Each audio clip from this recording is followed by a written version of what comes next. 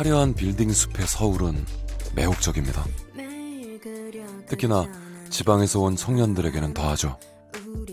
전 왔을 때 느꼈던 게 왜 이렇게 번화가가 많지? 번화가가 너무 많은 거야. 서면이 막 진짜 한 10개가 있는 느낌이야. 서울에는 어딜 가도 다 서면 같고 여기도 서면 같고.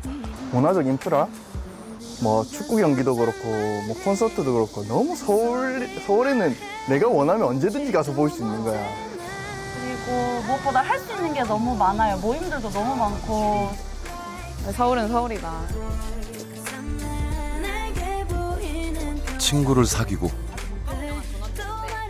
문화를 즐기고 일자리가 있는 청춘들의 도시 서울.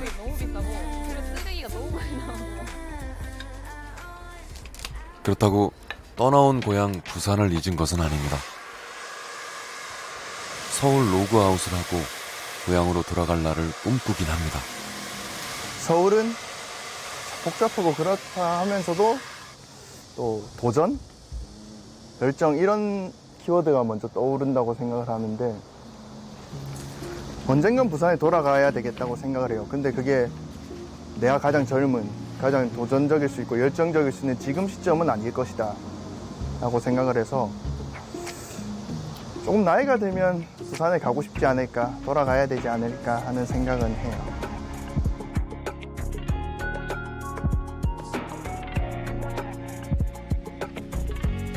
언젠가는 떠날 생각이지만 지금은 떠날 수 없는 도시. 서울은 청춘들의 도시이기 때문입니다.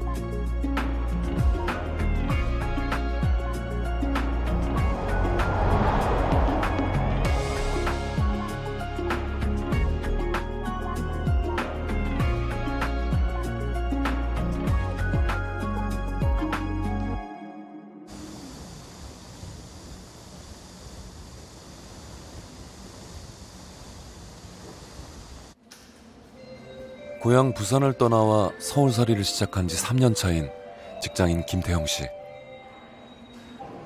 부산에서 서울로 올라와 가장 적응하기 힘들었던 것 중 하나는 바로 이 지옥철이었습니다. 부산 지하철에 이렇게 사람이 안 많잖아요. 서울 지하철 사람이 너무 많은 거예요. 퇴근할 때 차 3대를 그냥 보낸 적이 있어요. 너무 사람이 많아서 탈 수가 없어가지고.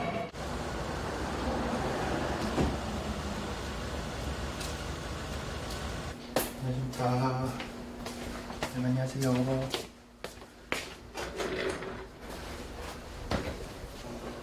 부산에서 나고 자라 부산의 한 대학에서 사회학을 전공한 태형 씨의 직장은 서울에 있는 한 비영리 공익재단. 태형 씨가 서울로 온 이유는 단 하나, 직장 때문입니다. 사회에 도움이 되는 일을 하고 싶다라는 생각을 했고 NGO 단체라든지 아니면 사회공헌 쪽 일을 할 수 있는 그런 직장을 알아보기 시작했던 것 같아요. 부산에 계속 있고 싶은 마음은 있었는데 그쪽 직무가 부산에서 일할 수 있는 데가 참 없더라고요. 그래서 지금 다니고 있는 회사에 지원하게 되었고 합격하게 돼서 서울로 올라오게 되었습니다.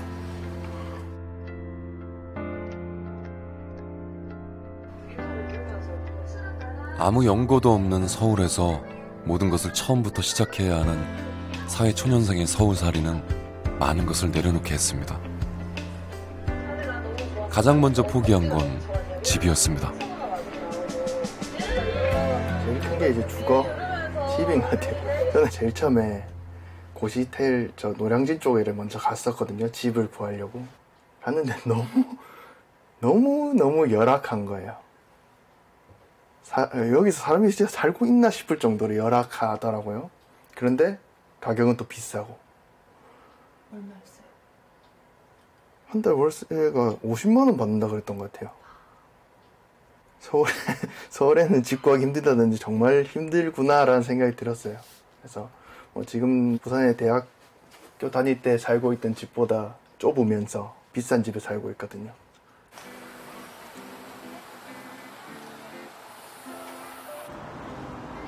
팍팍한 서울살이에 힘이 되는 건 비슷한 처지의 친구들입니다. 덥다, 더워. 실제로 부산에서 인연을 맺었던 친구들 상당수가 서울에 와 있습니다. 그 모습을 담으려고. 그렇지. 그 모습을 담으려고. 부산에서 이제 살짝 이제 음악을 할까 말까 고민을 하다가 이제 해야겠다 마음을 먹고 나서 부산에는 사실 지방은 예술 자체가 사실 사망 상태라고 아티스트끼리 부른단 말이에요. 아무것도 없단 말이에요, 인프라가. 그래서 막상 서울로 올라오니까 웬걸 음악하는 모든 사람이 서울에 있는 거예요.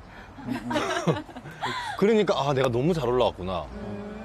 공대생 입장에서 보면은 부산에 있는 산업들은 좀 3차 산업에 대한 그런 게 많아요. 자동차, 선박 뭐 이런 게 최신이고 좀 천안 이북으로 올라와야 좀 반도체라던가 2차 전지라던가 좀 4차 산업에 가까워지는 그런 산업들이 많단 말이에요. 그래서 공대생들은 더더욱 위로 올라올 수밖에 없어요.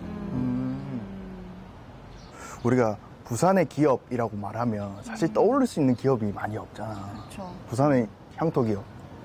향토 붙이니까 더 이상해. 신발 기업? 그래 신발 공장 많았어. 신발 이런 거. 진짜 옛날에. 나 태어나기도 전인데. 그게 뭐야? 결국 일자리를 찾아 떠나오긴 했지만 고민도 많습니다. 너무 많아. 예를 들면 진짜 한 달만 해도 뭐 월세값 거기에다가 뭐 생활비 이런 것들 하면 몇십만 원을 그냥 땅에다가 버린다는 생각이 드는. 처음에는 그냥 투자라고 생각했는데 3, 4년이 넘어가니까 아 이게 맞나? 진짜 여기서 내가 열심히 일을 해서 돈을 모아가지고 뭐 투자를 하든 재산을 불려서 결혼을 하고 자리를 잡아서 여기서 내가 여기 사람으로서 정착을 할 수 있을까? 그리고 그걸 해야 될까 과연? 이런 거에 대한 의구심이 계속 드는데 그거의 시작이 진짜 그 외롭고 돈이 모자라고 약간 그런 게 다 연장선인 것 같아요. 그러니까 나랑 비슷한 급여 수준의 친구들은 이미 집도 사고 뭐 차도 있고 결혼까지 해서 잘 사는데 부산에서는.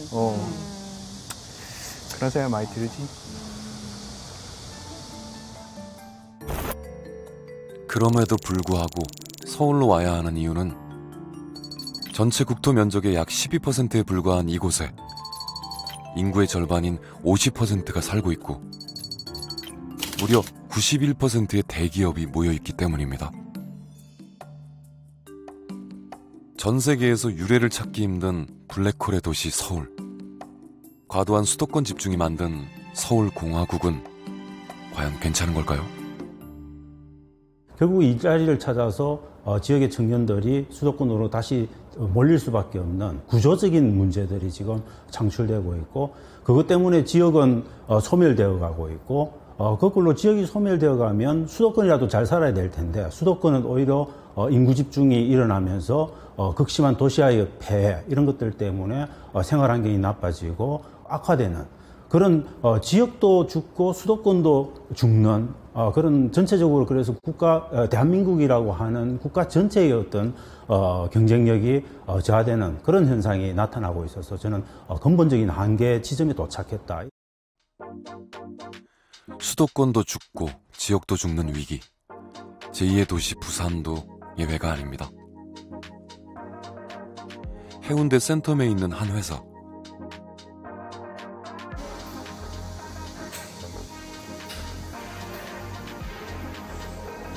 평범한 피트니스 센터처럼 보이는 이곳은 한 회사의 랩실입니다. 로봇공학을 접목한 피트니스 머신과 프로그램을 함께 개발하는 이 회사는 8년 전 부산에서 출범한 기업입니다.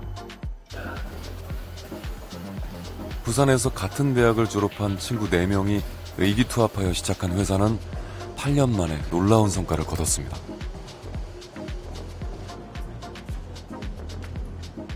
중소벤처기업부에서 기업가치 1조 원의 잠재력을 가진 기업들을 선정해 지원하는 아기 유니콘 기업에 올해 부산에서 유일하게 선정되기도 했습니다. 대부분 청년들이 일하는 이 회사에서 가장 힘든 일은 직원을 뽑는 일입니다.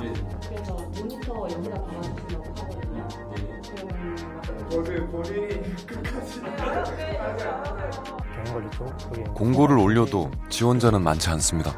20명. 근데 여기 보시면 이제 제품 서비스 UX 기획하는 친구 뽑을 때 지원자 2명이죠. 그리고 백엔드는 없습니다. 여기 와서도 없어요. 여기 와서도 없어가지고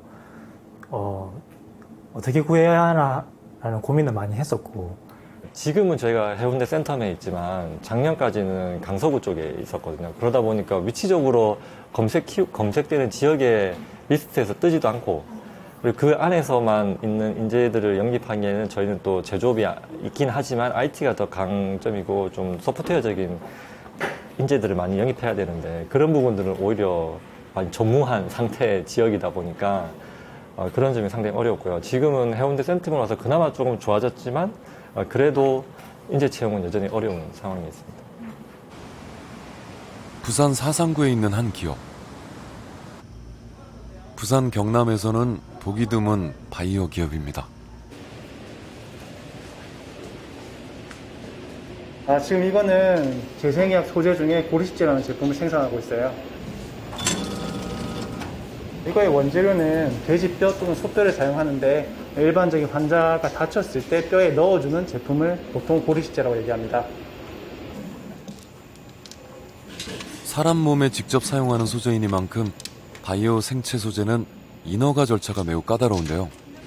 국내뿐 아니라 해외의 인증도 여러 개 획득했습니다. 보통 물이랑 섞는 거를 수화라고 하는데요. 보통 이렇게 수화를 했을 때 이렇게 점착력, 찰흙 같은 점착력을 가지고 있기 때문에 환자의 다친 뼈 등에 붙이면 착 달라붙습니다. 이 기술이 세계에는 없는 기술이고, 저희가 이 S1이라는 기술 하나만으로 국내 해외 특허 합쳐서 50개 이상을 지금 출원하고 실제로 등록된 상황입니다. 그런데 이 기업 역시 청년 인재 구하기가 쉽지 않습니다. 인재와 시장 정보가 집중된 서울에 사무소를 내서 지역 기업의 한계를 극복하고 있지만 아예 회사를 서울로 이전하라는 유혹도 많은 편입니다.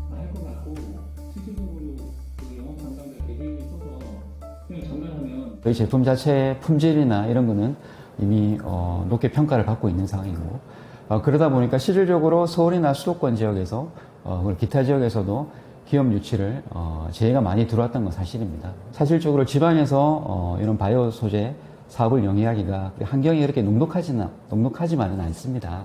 그래서 저희도 나름대로 내부적으로 검토를 많이 했던 건 사실입니다. 네. 실제 부산 로그아웃을 선택하는 기업들은 갈수록 늘고 있습니다. 2021년만 해도 927개의 기업이 부산을 떠났습니다. 부산에서 떠난 기업들이 대다수가 창업 5년에서 6년 내 신생기업들이라고 할 수 있습니다.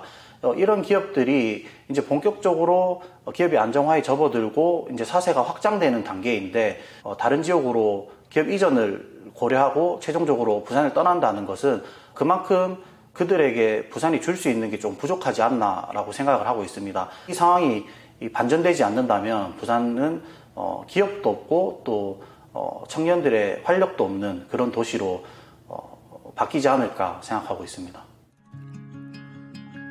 청년들이 떠나고 기업이 떠난 도시는 늙어가고 있습니다. 부산의 자치구 가운데 3개가 인구 소멸 위기 지역에 포함됐고 영도구도 그 중에 하나입니다. 영도에서 자란 세미 씨는 그 변화를 몸소 느끼고 있습니다.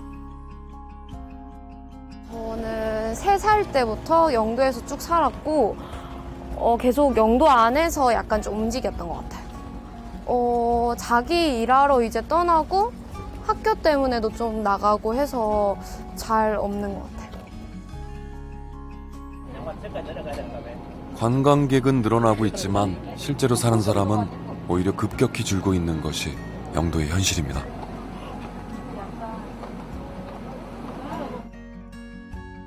영도는 전국 광역시 지자체 가운데 인구 소멸 위기 1위 지역이 됐습니다. 실제 지난 10년간 인구는 21%나 줄어들었습니다.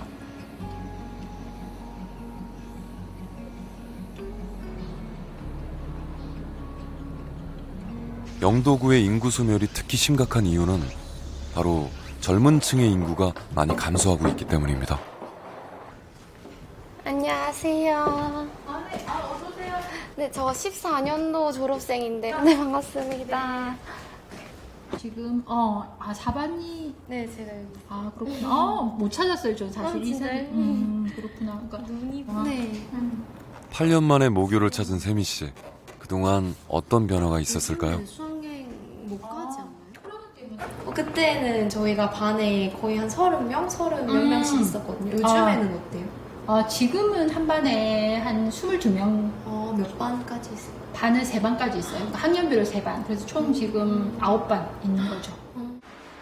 세미 씨가 졸업할 당시에는 한 학년에 6반씩 18개 학급이 있었습니다. 그런데 불과 8년 만에 9개의 학급으로 50%나 줄었습니다. 한 반에 30명 정도이던 학생들도 20명 남짓으로 3분의 1이 줄었습니다.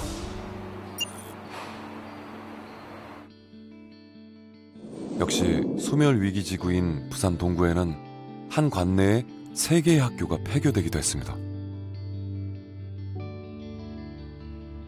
대한민국 제2의 도시 부산이라는 자부심은 사라지고 노인과 바다라는 오명을 얻게 된 부산.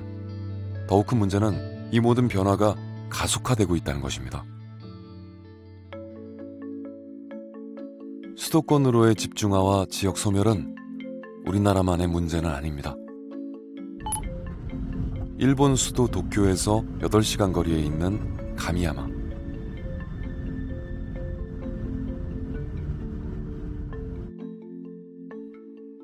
가미야마 역시 한때 고령화율 40%를 기록하며 소멸 위기에 처했던 지역입니다. 그런데 최근 몇 년 동안 이곳에는 도쿄 로그아웃을 선택한 기업과 청년들이 몰려들고 있습니다. そこに去年の1月にできたばっかりの新しいサテライトオフィスがあります。大阪が本社のドリームジャックという会社さんのサテライトオフィスです。 스마트폰 앱을 개발하는 이 IT 기업은 첫 번째 위성 사무소를 가미야마에 냈습니다. 神山町に何か貢献をしたいということでこの物件を大きく改修されて使っています。整備した場所なんですけども、今まだちょっと働く子募集中で、普段は使われてない事務所です。できたばっかり。オフィスだったらアトリエになっています。ここはモノサスっていう東京の代々木本社のウェブ制作の会社の事務所です。町内に住んでここに通勤してきて働く子たちが4人か5人ぐらいいるような事務所。そうしますと、そういう方々、それこそ若い20代とかですね。そうですね、はい。県の公式な数としては、神山町今15社になってると思うんですけども、実質今20社ぐらい、あると思っています。本当に移住の相談件数もかなり増えているし、実際に入りたいという人も増えているので、そういう人たちをなるべくたくさん受け入れてあげるようにするのが今精一杯なところはありますね。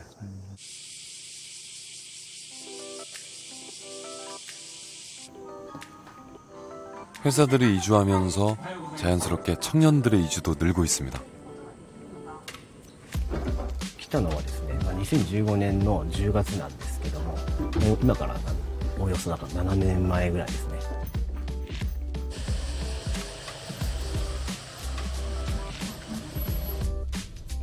7년 전 도쿄 로그아웃을 선택한 타마가와 씨. 출근 풍경도 도쿄와는 많이 달라졌습니다. 지어진 지 90년이나 된 오래된 일본 전통 가옥. 이곳이 타마가와 씨가 매일 출근하는 회사입니다. 전통 가옥의 형태를 고스란히 간직한 이 건물에 입주한 회사는 IT 기업입니다. 방송 프로그램의 데이터를 운영하고 관리하는 이 회사는 본사가 도쿄에 있습니다. 전체 직원 가운데 10%가 이곳에서 근무를 합니다. 東京でそれまで19年間いたんですけど、実家の家の都合で、こっちに帰ってくることがあって、その時に仕事を探した際、東京と、同じような形で仕事ができるっていうことで、しかもその自然に囲まれて、そのいい環境でっていうのもありましたし、この建物も結構気に入って、で、そうですね。なので、そういった条件で、こちらを受けることになりました。はい。 스스로 가미야마 근무를 지원해서 도쿄 로그아웃을 한 직원들은 이곳의 업무 환경에 대체로 만족합니다.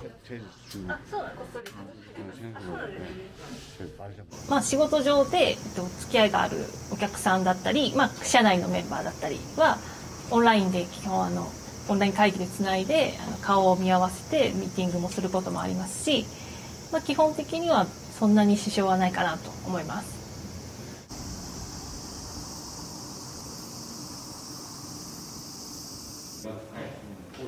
이 지역에서는 더 많은 기업들의 이주를 돕기 위해 여러 가지 편의를 제공하고 있습니다.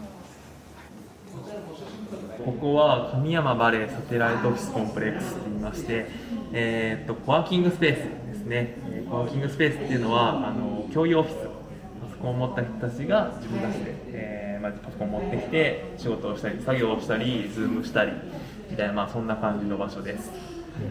そうですね。入ってくださっている企業さんはIT 企業ももちろんいらっしゃるんですけど、今ここにあるのが神山町に高専作ろうとしているその準備財団であったり、あと土建屋さんであったり銀行であったり、結構いろんな企業さんが入ってくださっています。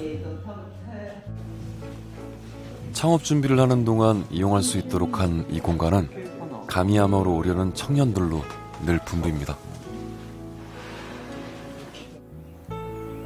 산골 마을의 놀라운 변신은 2005년 도쿠시마현이 전역에 광 케이블을 설치한 데서 비롯했습니다.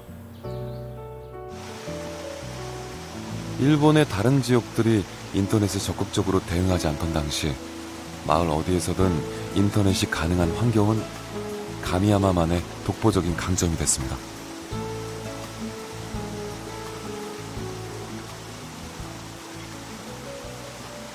そうですね。それは本当にある意味もうラッキーだったということもあると思うんですね。徳島県は IT のインフラ整備という意味では非常に早くから取り組んでいまして、県全体のプロジェクトとして、県全体に IT のインフラ、光ファイバーを引いてしまおうというプロジェクトが2005年から動いています。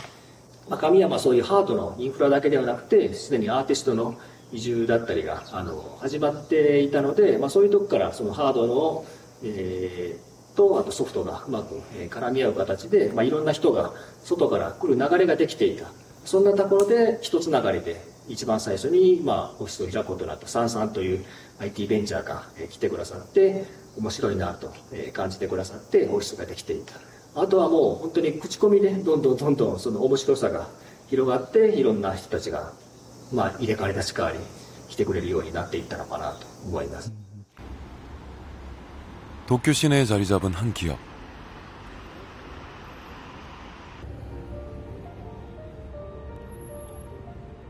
클라우드를 기반으로 하는 명함관리 앱을 개발해 세계로 뻗어나가고 있는 이 기업은 2010년 신선한 시도를 하게 됩니다.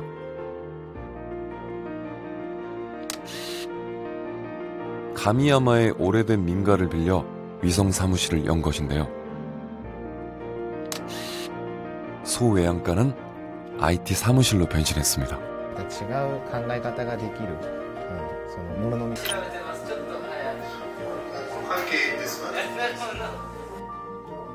이후 기업들의 가미야마 로그인이 이어지게 됩니다.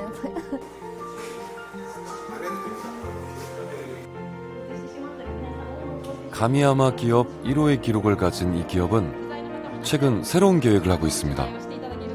바로 가미야마에 경영 전문 고등학교를 짓겠다는 건데요. 설명회에 다른 지역의 고등학생들이 많이 참석했습니다. 何かこれをやりたい、こういう方向に行きたいって向かって進んでいくと。で当然こうしなかった、こうしなかったってあるんだけど。やれないものがやっぱあって、あと起業家の人たちが直接教えに来るので、学べるものが他の高専と違うところでここを選びました。やっぱり同じ起業家っていう目標を持って集まってるんで、やっぱ周りの人からの刺激を受けて、自分も自分の力を養えたらなと思ってきてます。今回のサマースクールの結果によっては、これから5年間神山で過ごすと。そうです。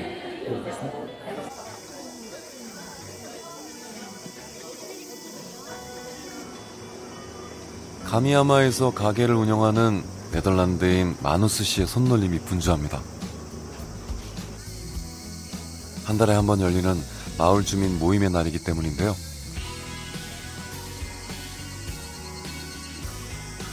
변화하는 시대에 맞춰 선제 대응을 한 덕분에 가미야마에는 기업들이 모여들었고 그 기업을 따라 사람들이 들어왔습니다. 도쿄 로그아웃에 성공한 가미야마의 조용하지만 큰 변화는 세계의 이목을 끌고 있습니다. 부산에도 인근 도시들로부터 청년들이 밀려들던 때가 있었습니다. 부산이 산업 주도권을 가지고 있던 7, 80년대. 일자리를 찾아 부산으로 몰려들던 청년들. 그런데 그 흐름은 왜 지속되지 못했을까요? 신발이나 섬유 같은 산업들이 1980년대 후반 이래로 이제 급속도로 도산하기 시작해요. 그런데 그 공백을 다른 산업들이 메워줬어야 되는데 이 메워주는 게 부산에서는 원활치가 않았어요. 철강, 조선기자재, 자동차 부품 이런 쪽으로 어느 정도 변신을 하는 게 한 2000년 정도 들어와서 어느 정도 성과가 나타나게 돼요. 7, 80년대 이른바 굴뚝산업의 그즈음 수도권에서는 이미 4차 산업혁명이라고 할 만한 산업의 교체가 빠르게 일어나고 있었습니다. 이에 따라 새로운 일자리들이 만들어지고 있었지만 부산은 이 변화를 따라가지 못하고 제조업에 그대로 머물러 있었습니다.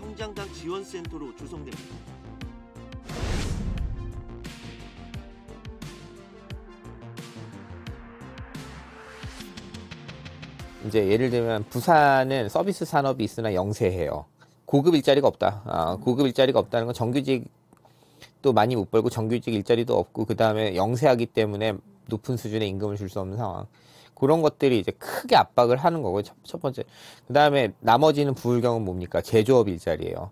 사람들이 예전에 부모님 세대는 다 20%, 10%밖에 대학 안 가던 시절이지만 지금은 70%, 80%가 대학을 가는데 그러면 이제 그 자리가 미스매치가 기본적으로 벌어질 수밖에 없죠. 왜냐하면 제조업에서 가장 많이 만들 수 있는 일자리는 생산직 일자리니까.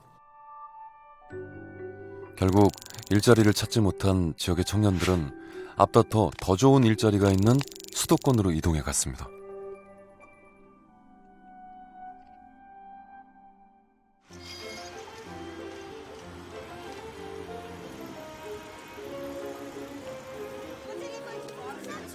프랑스도 마찬가지 고민을 안고 있습니다. 도시의 편리성과 집중된 일자리 때문에 수도인 파리로 몰려드는 청년들이 갈수록 늘어가고 있기 때문입니다.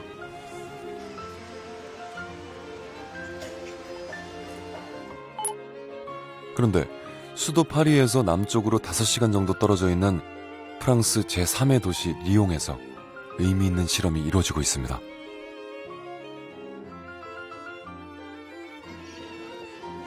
(2000년의) 역사를 고스란히 간직한 리옹 구시가지는 1998년 유네스코 세계문화유산에도 등록된 유서 깊은 도시입니다.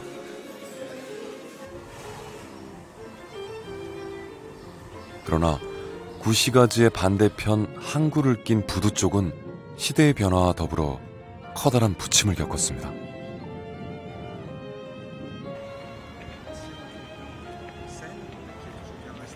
Alors, à la fin des années 90, on avait soit des activités qui fonctionnaient mais qui n'avaient pas une très bonne image parce qu'elles sont, voilà, c'est des activités transport industriel. Soit on a des activités qui s'étaient arrêtées, ou soit on avait des secteurs qui étaient fermés au public. Et en fait, tout ça a fait qu'il y avait de plus en plus de zones délaissées, abandonnées, et avec des activités comme la prostitution, etc., qui étaient très présentes dans le quartier. Et qui renforçait la mauvaise image du quartier. C'est pour ça que le fait qu'il y ait de moins en moins d'activités et le fait qu'il y ait de plus en plus de zones abandonnées. 항만을 이용하는 배들이 줄면서 쇠락하고 버려진 곳이 됐던 부두는 도심 재개발을 진행했고 지금은 완전히 새로운 모습으로 탈바꿈했습니다.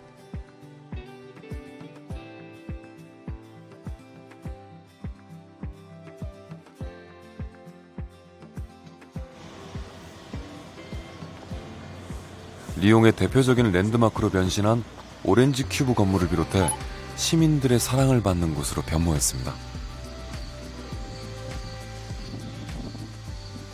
Où c'était vraiment une zone, un endroit à ne pas fréquenter. Et maintenant, les gens, j'ai vu les gens qui déjeunent. Des jeunes qui courent, qui marchent comme nous. Et le soir, qui viennent manger aussi, parce qu'il y a beaucoup de restaurants, donc avec des terrasses et avec la vue sur la Saône, donc c'est très agréable. 리옹의 변화를 이끈 중심에는 지방자치단체 연합이 있습니다. 리옹시와 인근 자치단체 59곳의 의원 156명은 매월 한 차례 연합의회를 개최합니다.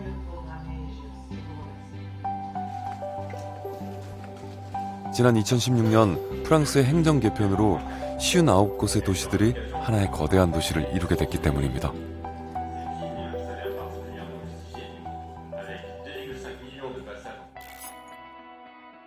전체 22개로 나뉘어져 있던 프랑스 행정구역은 지난 2016년 13개로 개편됐습니다. 지역연합이 이루어진 것입니다. 그중 오베르뉴와 론알프가 합쳐져 하나의 도시가 됐고 리옹은 그 중심 도시입니다. 상대적으로 소도시였던 오베르뉴와 리옹이 속한 대도시 론알프가 합쳐지는 것에 대해 우려의 목소리도 적지 않았습니다. 그러나 8년이 지난 지금 상황은 달라졌습니다. Donc c'est une décision qui est arrivée du national avec certes une phase de concertation locale. Donc il y a eu une grande appréhension d'une certaine manière sur le plan local puisque, et je pense entre autres, moi je suis issu du côté Auvergne, de la plus petite des parties, il y avait une inquiétude d'arriver dans une grande région très forte, très puissante, donc il y avait une forme d'inquiétude pour les accompagner dans leur développement. Et aujourd'hui, quelques années après cette fusion, d'une certaine manière, les institutions donnent des possibilités. Mais après, ces possibilités, on les active ou pas par des politiques publiques. Donc oui, la fusion des régions a donné un potentiel beaucoup plus fort puisqu'elle a renforcé ces institutions qui étaient des petites institutions et là elle leur a donné une dimension régionale, elle a donné une dimension européenne, pardon, donc une dimension pour en termes d'attractivité pour aller chercher des marchés, chercher des relocalisations d'entreprises à l'échelle mondiale.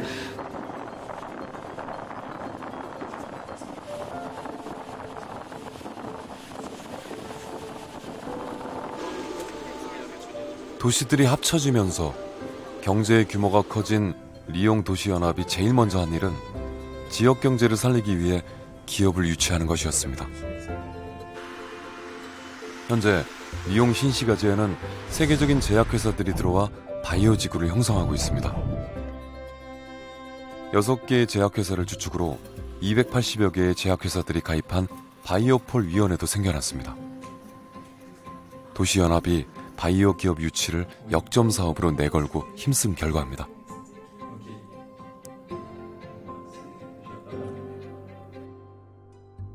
세계적인 제약회사도 도시연합 출범 이후 리옹으로 들어왔습니다.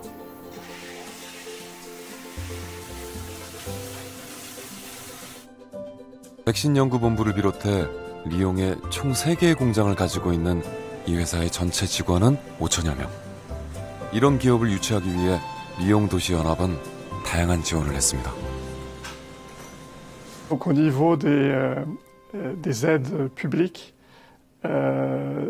Sanofi a pu bénéficier par exemple du soutien de la région Auvergne-Rhône-Alpes pour la construction de son nouveau centre de développement de recherche et développement à Marcy-l'Étoile. Donc il peut y avoir des aides financières. Ce qui est important aussi, c'est le rôle que...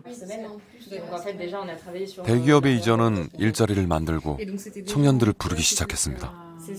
리옹에서 대학을 졸업한 살로메는 리옹에 남는 쪽을 선택했습니다. Je pense qu'il y a des deux. J'ai des amis qui sont allés sur Paris, oui, parce qu'ils ont trouvé un emploi là-bas, parce qu'ils ont eu leur école aussi là-bas. Et en revanche, j'ai des amis qui veulent absolument rester à Lyon, parce que c'est une ville où il y a énormément de travail. 리옹 도시연합이 또 하나 중점을 둔 사업은 교통망의 확충이었습니다.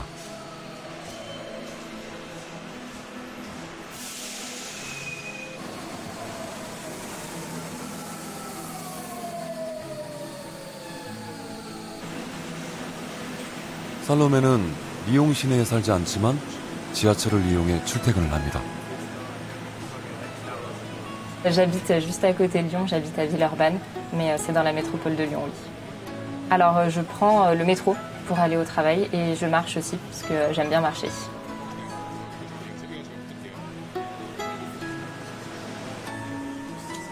도시연합 이후 각 도시들을 연결하기 위해 교통망을 거미줄처럼 촘촘하게 깔았습니다.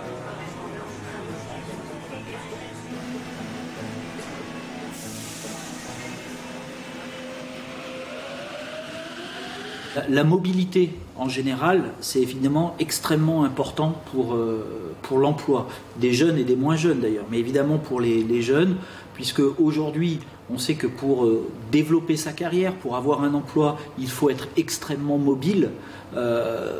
Aujourd'hui, évidemment, pour favoriser justement cet accès vers l'emploi, eh bien, il faut que la puissance publique accompagne avec des transports en commun, en particulier dans les métropoles, extrêmement puissants pour faciliter effectivement l'accès vers l'emploi des jeunes.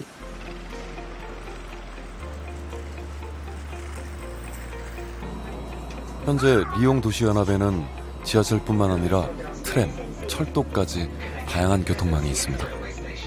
그물망처럼 연결된 교통 덕분에 도시들은 하나의 생활권으로 묶일 수 있었습니다. 리옹의 도시연합 실험 6년. 리옹은 청년이 돌아오고 기업이 찾아오는 도시로 변모하고 있습니다. Donc la métropole de Lyon accueille des nouveaux habitants chaque année, 12 à 15 000, très dynamique en termes d'emploi. 30 000 entreprises ont été créées en 2021 sur la métropole de Lyon.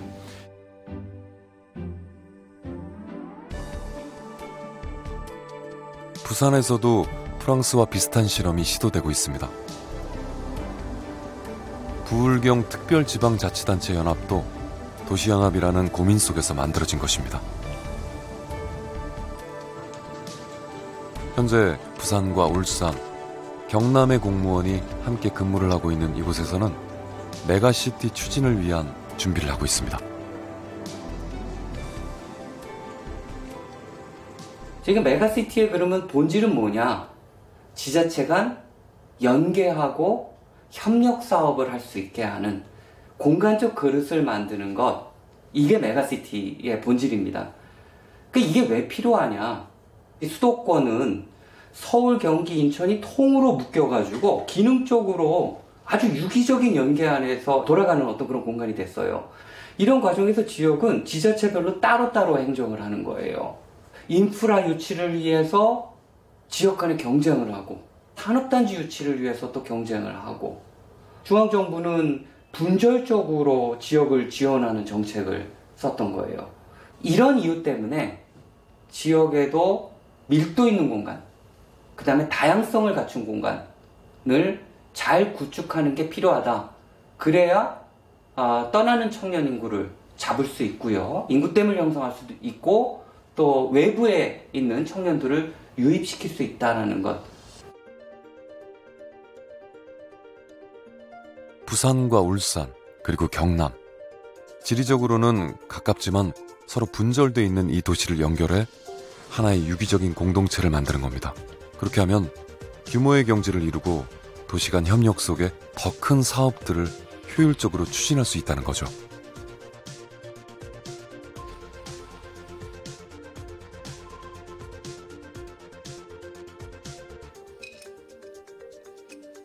부산, 울산, 경남 다 합하면 800만 정도 되는 거고 그 800만이 규모의 경제를 달성하게 되면 곧 1000만에 이르는 길은 그렇게 어렵지 않다는 거죠. 산업 기반도 부산, 울산, 경남이 제조업과 서비스 산업과 그다음에 제조업 중에서도 굉장히 중후장대형의 조선이라든지 이런 조선 자동차 같은 그런 중후장대형의 중공업과 그다음에 어떤 경공업, 기계공업 이런 것들이 굉장히 균형 있게 발전되어 있는 게 이 지역인 겁니다. 이 지역에는 새로운 출발을 하기에는 충분히 좋은 마중물이 이미 1970년대, 60년대, 70년대의 성장 과정을 통해서 만들어져 있는 거죠. 거기에 조금만 더 뭔가 동력만 넣어주면 이미 준비된 성장축이다 이렇게 봐야 되는 거죠.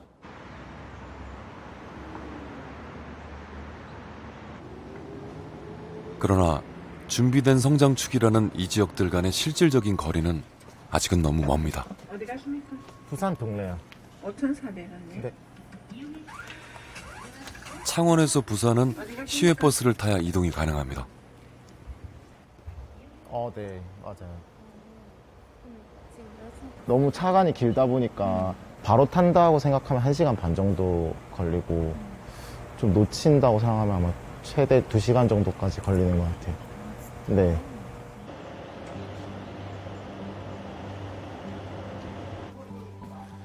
직장이 부산 금정구에 있어 매일 시외버스를 타고 출퇴근을 하는 김환호 씨.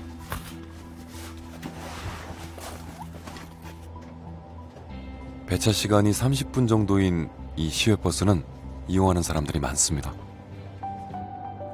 그렇다면 시내 교통을 이용해 부산으로 가는 방법은 없을까요? 지금 그 네이버 지도 치니까 2시간 27분 정도 걸리고 환승을 4번 정도 해야 되는데 네, 그래서 사실 이거 타기는 힘들 것 같고 그래서 아마 시외버스밖에 타는 선택지가 없을 것 같아요. 네. 아까 시외버스 가격만 5,400원이고 부산에서 이제 지하철 가격이 또 환승이 안 되기 때문에 1,300원 따로 들어요. 교통비로 왕복에 13,400원씩 매일 쓰는 거니까 좀 부담이 많이 되는 것 같아요. 고속도로를 40분 정도 달려 버스가 동네역에 닿으면 다시 지하철역으로 이동해야 합니다. 두 교통수단 사이 환승은 되지 않습니다.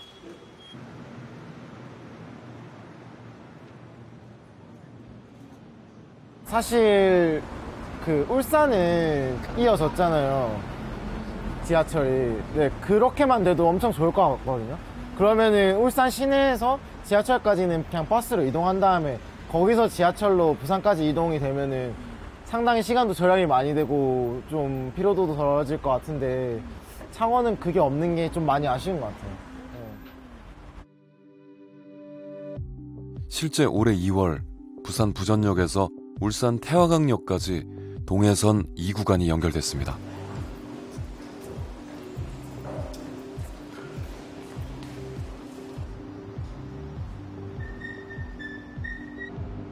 놀랍게도 이용자들은 빠르게 늘어 2구간이 개통된 지 3개월 만에 누적 이용객이 100만 명을 넘었습니다. 지하철 하나가 두 도시를 얼마나 가깝게 이어주는지를 보여주는 사례입니다.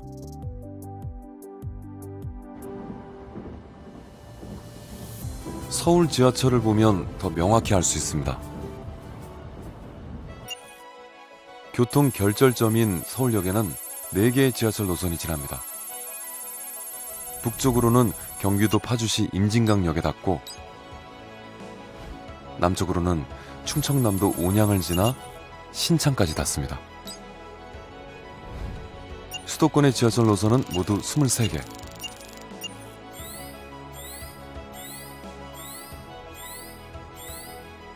반면 부산역에는 1개의 지하철밖에 지나지 않습니다. 부울경과 연결된 노선은 모두 6개. 가장 멀리 가는 것이 김해와 울산 태화강역입니다. 정말 중요한 건 한두 시간 내 생활권의 범위가 어느 정도인지가 중요한 거예요. 대한민국에서 제일 한두 시간 생활권 범위가 넓은 공간은 수도권입니다. 보시면 알아요. 한두 시간 내에 어디까지 갈 수 있는가, 어디까지 업무를 쉽게 보고 어디까지 쉽게 친구들을 만나고, 취업을 한번 생각해 보세요. 그런 공간이 있습니까? 그런 공간, 넓어지면 넓어질수록 이 자원들을 잘 서로 상호작용하면서 잘 활용할 수 있다는 거죠. 넓은 공간에 있는 사람들이. 교통망으로 도시를 촘촘하게 연결하면 할수록 사람과 자원은 자유롭게 오갈 수 있게 되고 도시는 점점 커져갑니다.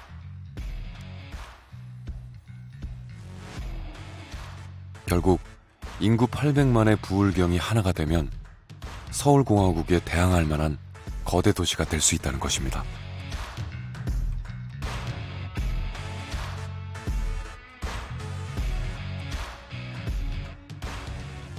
훨씬 낮을 거라고 생각을 한다는 거죠. 이제 부울경의 연결성이 강화되면 굉장히 큰 효과가 있을 거라고 보는 거죠. 청년 관점에서도.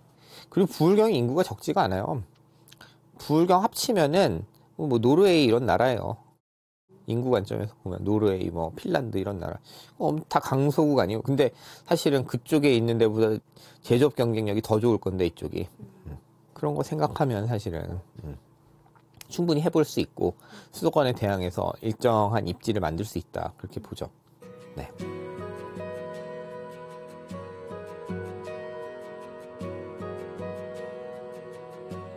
도서관에서 취업 준비를 하며 밤늦도록 공부하는 학생들. 이들은 과연 부산을 어떻게 생각할까요? 부산 청년들에게 어디에서 일하고 싶은지 물었습니다. 놀랍게도 그중 77.5%는 부산에서 일하고 싶다는 답을 했습니다. 그럼에도 불구하고 매년 10,000명 이상의 청년들은 부산을 떠나고 있습니다.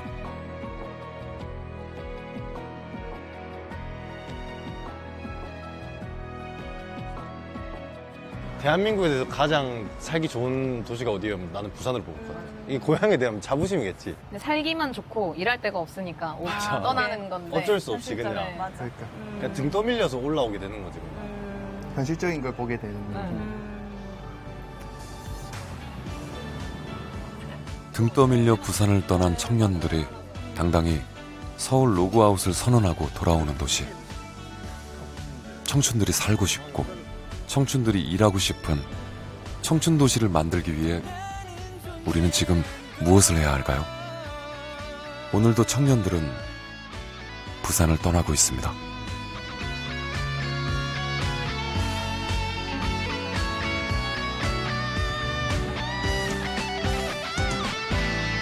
You are my starlight, you are my sunshine. 너가